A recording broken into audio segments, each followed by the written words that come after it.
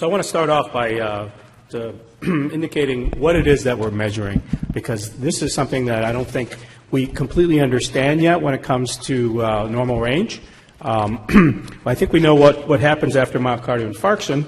This is sort of a cartoon that looks at where troponin comes from in the cell. We have a myofibril component that consists of the TIC complex. We also believe that there's some free cytosolic component that's released very early after troponin.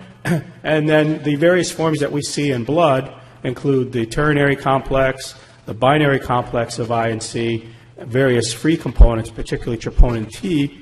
The troponin I probably doesn't exist in free form. Most people don't believe that it does because it's very sticky.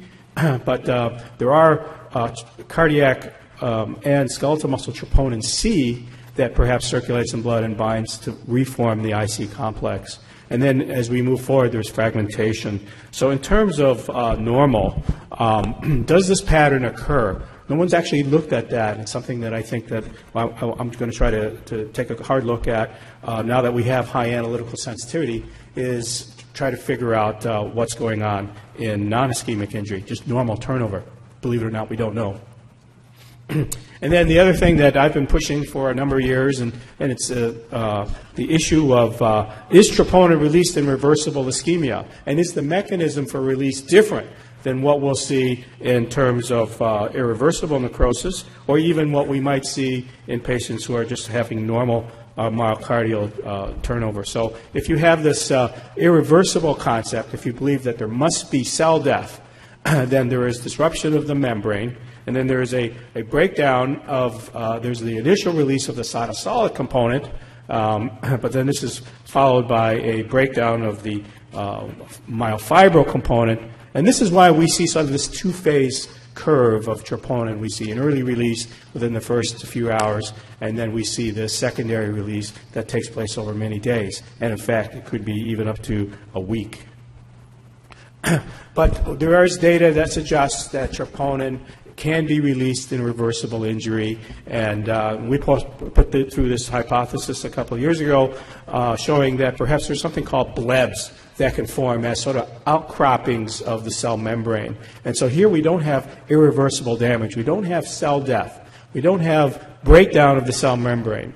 But instead what happens is these Blebs form on the surface of the cell, and they contain the cytosolic component. And I indicated that there is a small cytosolic fraction that's found in blood. These Blebs sort of clip off. They're released into the circulation. They lyse, and they release free troponin. And in this situation, we don't see the structural elements. We only see the free cytosolic elements, and the time curve looks very different.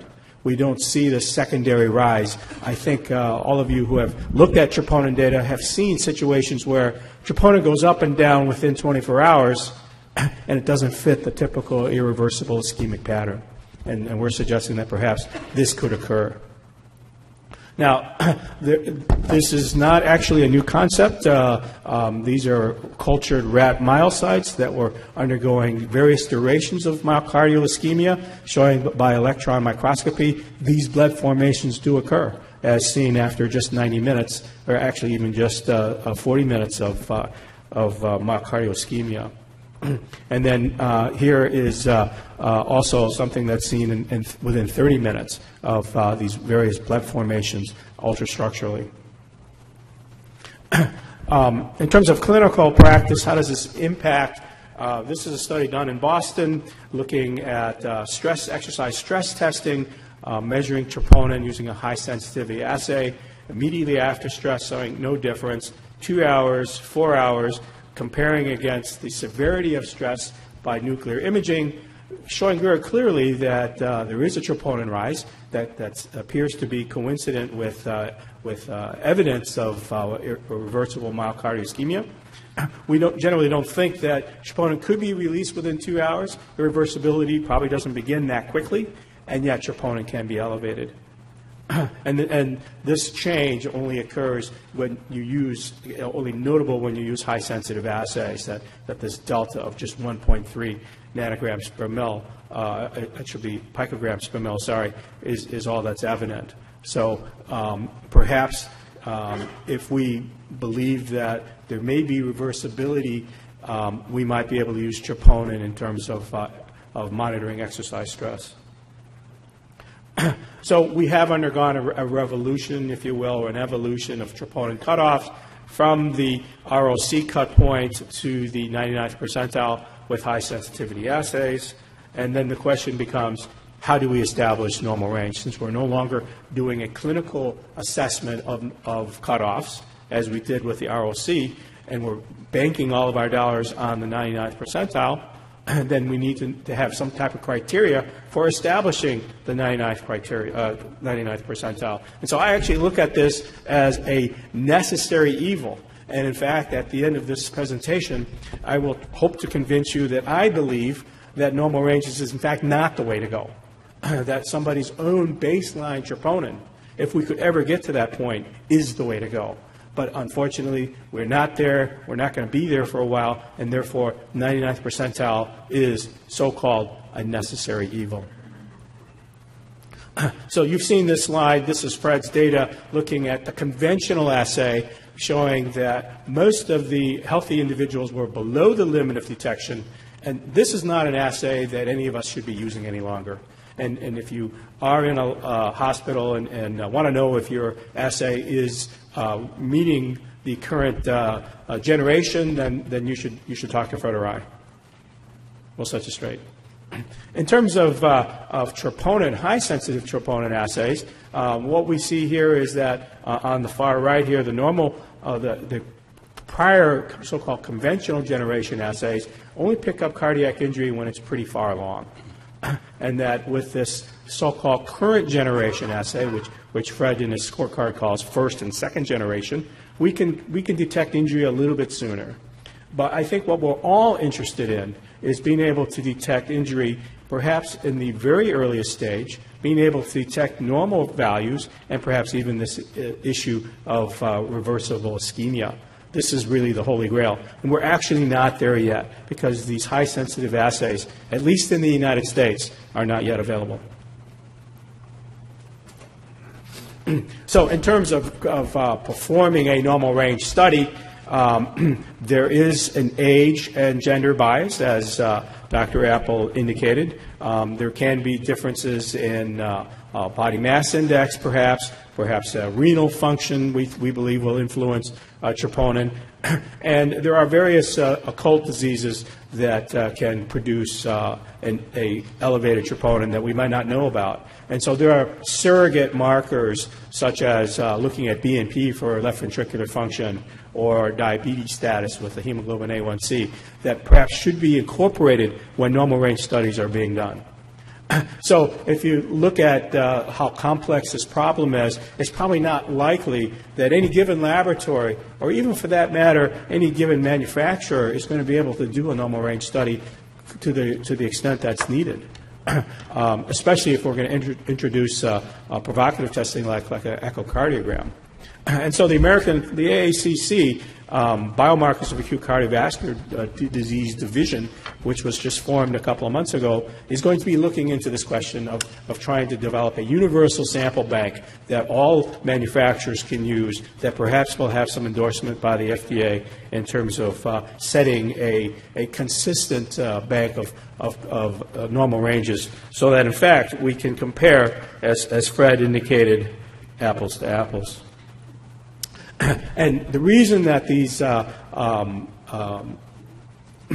pressure and GFR and BMI is important is really kind of illustrated in this study by Paul Collinson, where he looked at two troponin assays, high sensitivity T and a Beckman troponin I assay. And what's on this side here is the package insert, and this is what he found when he took sort of a apparently healthy all-comers. The values were higher for both assays, and that when he eliminated those outliers, which he called them, because they had either some evidence of a covariate like hypertension, that these two actually became coincident.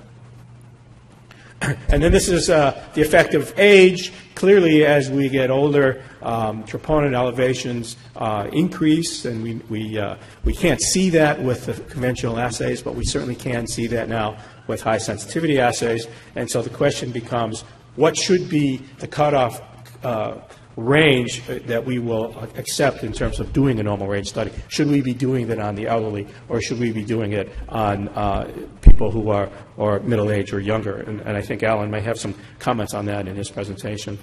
Perhaps that could be at 60. So this slide also documents the differences in age. And the issue for gender is not completely resolved, because there are studies, and Fred's done many of them, that show there is a gender bias. At least in this study by Paravengi, demonstrated that gender was not an issue between men and women. And with high sensitive assays, as Dr. Apple indicated, we now can measure troponin in healthy subjects with greater than 95% of the time. And the reason that this is important is that we can lower the cutoff concentration to perhaps around 10 picograms per mil. And then in that situation, we can identify more individuals who might be at risk that fall between sort of 10 and 40, which is where our conventional assays are now, actually where our first and second generation are now. And this is the distribution for the current high sensitivity troponin T assay available in Europe and Asia, but not in the United States, showing again a Gaussian distribution. And so this is what I was referring to, that these are patients who have occult myocardial ischemia, perhaps some irreversible injury, but would be unrecognized with the previous generation assays. So because we have high sensitivity, we may be able to start looking at troponin not just in acute cardiac care, but also for primary care as a screening test for asymptomatic patients. Looking at a cross-section, this is the Dallas Heart Study showing that with the conventional assays, you can really only just look at whether it's there or not there. The cutoffs are pretty high. But with a high-sensitive troponin T assay, we can now break down the data into quartiles. The cutoff of 0.013, which is their package insert, clearly shows that these individuals are at high risk for future adverse cardiac events, even though they've not had a previous event and even though they're supposedly healthy. And so just like with serial testing becoming more and more important in the acute cardiac world, I think that we're going to need to look at longitudinal data for use of high-sensitivity troponin in primary care. And so this is the Biologic variability study that looks at long-term day-to-day variations within a subject and between subjects. And what this data shows is that within a subject, our normal ranges are pretty tight.